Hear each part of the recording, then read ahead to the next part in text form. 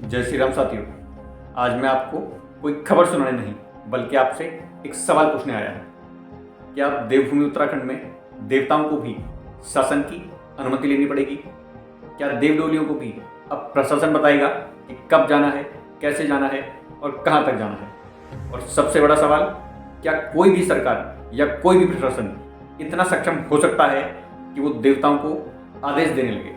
अगर नहीं तो फिर अगस्त्यमुनि में आखिर हुआ क्या?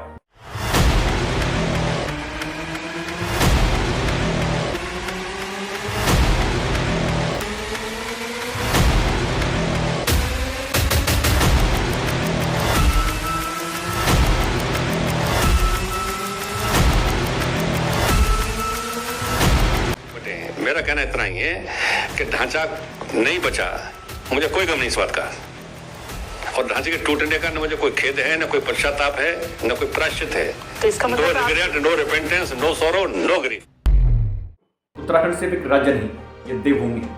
यहाँ देवता सिर्फ मंदिरों में नहीं रहते, यहाँ देवता चलते हैं, बोलते हैं, देवडोलियों में विराजमान होकर अपने भक्तों के बीच आते हैं। देवडोली कोई शो नहीं होती, कोई रैली भी नहीं होती, ये सदियों पुरानी आस्था, परंपरा और विश्वास का प्रतीक होती है। और आज उसी आस्था को कटघरे में खड़ा कर दिया गया। कहाँ से जाएंगे? गेट देखो ना ऊंचा, कहाँ से जाएंगे? उन पे भी वो भी बोल रहे हैं बुलाओ, अभी तुड़ाओ, अभी तुड़ाओ गेट, अभी तुड़ाओ गेट, अभी तुड़ाओ। वो नहीं तो वो बोल रहे हैं कहाँ से जाएंगे, वो भी पीड़ित हो रहे हैं।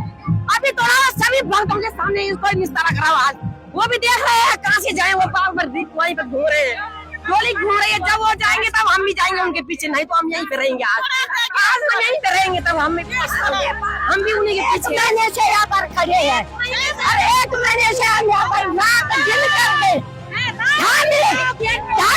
ऐसा किया है। धामी देखना तेरी खुशी कैसे आती है। तेरे सारे ऑल इंडिया में बदनाम हो गया है तुम्हारा बीजेपी का, तो आप देखना तुम्हारा क्या होता है तुम्हारा। रुद्रप्रयाग जिले के अगस्त्यमुनि में महर्षि अगस्त्य महाराज की ऐतिहासिक देवरा यात्रा निकाली गई। ये यात्रा 15 साल बाद हो रही थी, मकर संक्रांति जैसे पावन पर्व पर हजारों श्रद्धालुओं की उपस्थिति में। लेकिन 15 जनवरी 2026 को एक ऐसी स्थिति बनी जिसने पूरे प्रदेश को शर्मसार कर दिया। डोली को स्थानीय खेल मैदान यानी कि जहां गद्दी स्थित है वहां तक ले जाना था, लेकिन रास्ते में था एक गेट। प्रशासन ने उस गेट को हटाने से इनकार कर दिया।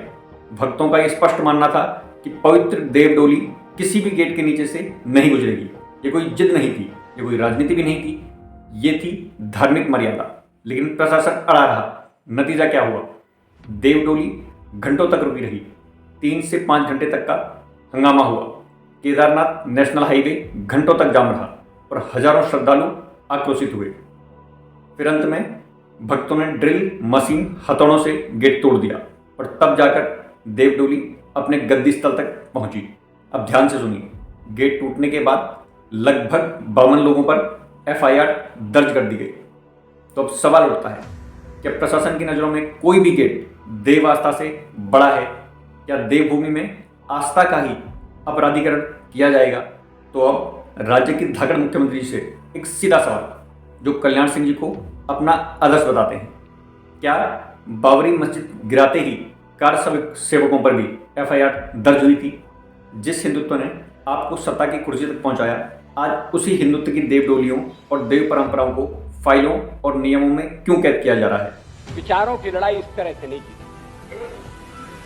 और प्रधानमंत्री को याद होगा, मैंने प्रधानमंत्री को कहा था उस दिन, गृह मंत्री भी बैठे थे, कि बीजेपी से आपको लड़ना है एक दिन, मगर राम से मत लड़िए।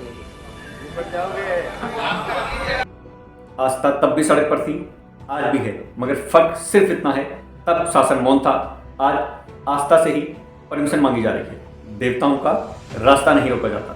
देवता जब चलते हैं तो शासन प्रशासन सर झुकाकर रास्ता देता है। बात तो सही है। देवभूमि की पहचान कागजों से नहीं, आस्था से है। और ध्यान रहे, ये देवभूमि है और यहाँ देव कभी भी शासन के अधीन नहीं होते, बल्कि यहाँ तो शासन ही सिर्फ देवों का होता है। आपका बहुत बहुत धन्यवाद।